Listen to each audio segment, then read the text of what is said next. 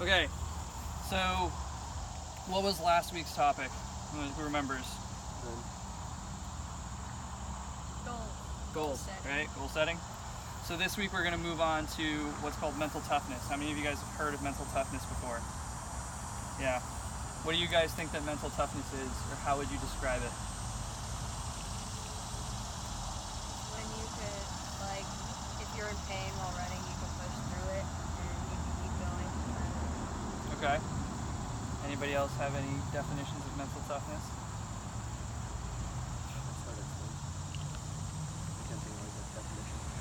Do you guys think that mental toughness is something that you guys would want or feel that you need for cross country?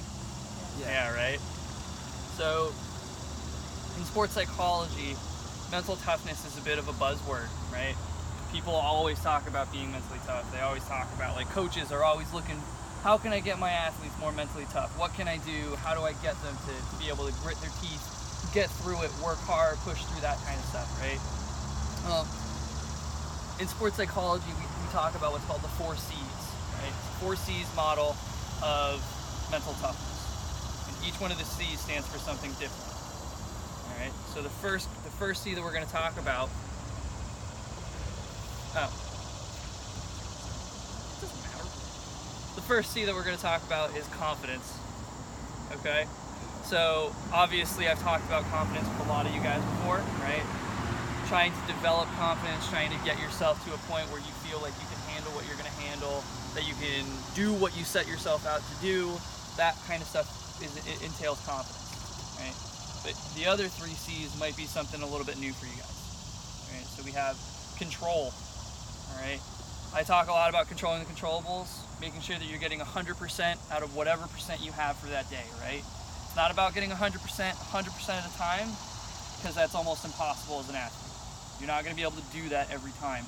No athlete in the world can do that. So it's unrealistic to expect yourselves to be able to show up and have 100% every day. Okay? With that being the case, then you have to really make sure that whatever percent you do have for that day, you're getting the most out of it. And that's where control comes from. Recognizing where you're at on any given day and being able to push and get yourself to the point where you're giving 100% of that effort available. Okay? So that's control. If you do that, you are strengthening your mental toughness because you are telling yourself that you have control over what you have control over, and that gives you comfort. That gives you the idea of being able to handle whatever it is that's put in front of you, right? So we have confidence, we have control. Next up is commitment. Commitment is huge, okay? You guys just got through, right, or are about to get through a very tough week of running 2 practices a day, right? If you weren't committed, you would not be here, okay? The fact that you guys put yourselves through what you put yourselves through shows commitment. Your ability to recognize that that is what you are doing and committing to your goals, committing to where you see yourself going in the future, seeing what you can really do for yourselves, that is commitment. But you guys have to choose to recognize that that's what that is, okay? If you don't see yourselves committing to your goals, committing to what you are doing, then you are going to lack the mental toughness area of commitment, okay? You need to be able to look back at everything that you're doing, look forward to what you're going to be doing, and say that you're going to continue to push yourselves through that kind of stuff in order to feel like you're getting the most out of that commitment aspect of mental toughness, okay?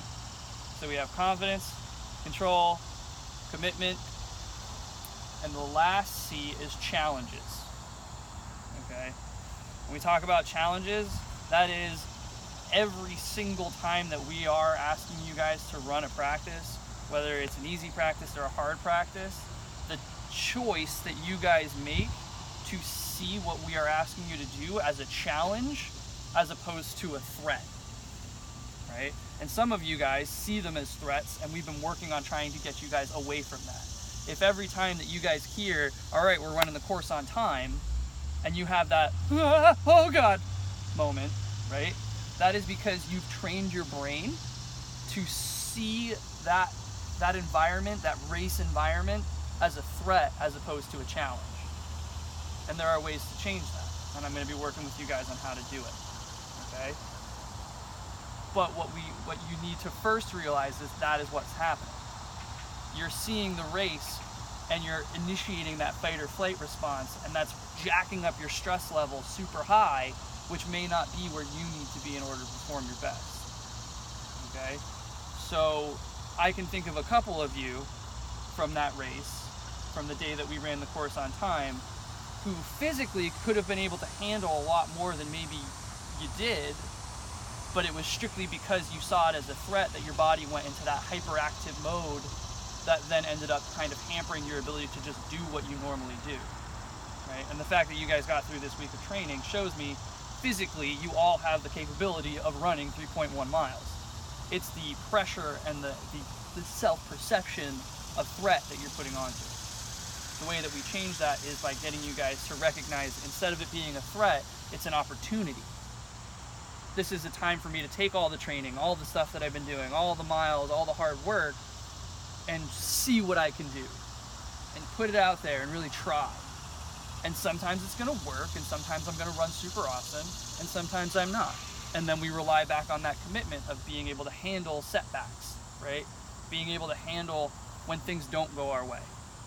And then we're able to kind of push through. All right.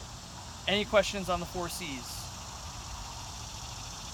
Okay. So when we talk about mental toughness, or you hear someone talking about mental toughness, that is what we are talking about. Okay. Like I said, we're going to go into each one of them kind of more individually as the weeks go on, so I can start to develop each section of it separately from each other section of it. Okay. But the goal setting is tied in with it. The other talks that I have with you guys about the inverted U and the stress management aspect of it and the arousal management, that's all tied in with it. All of these things are just bits and pieces of a very larger, much larger puzzle of your overall mental health and your overall mental well-being going into things like races. Okay? And also into things like school. And we can talk about how that kind of influences it as well a little bit down the road. All right. Any last minute questions? Concerns? Issues? Problems? No? All right. Thank you guys very much.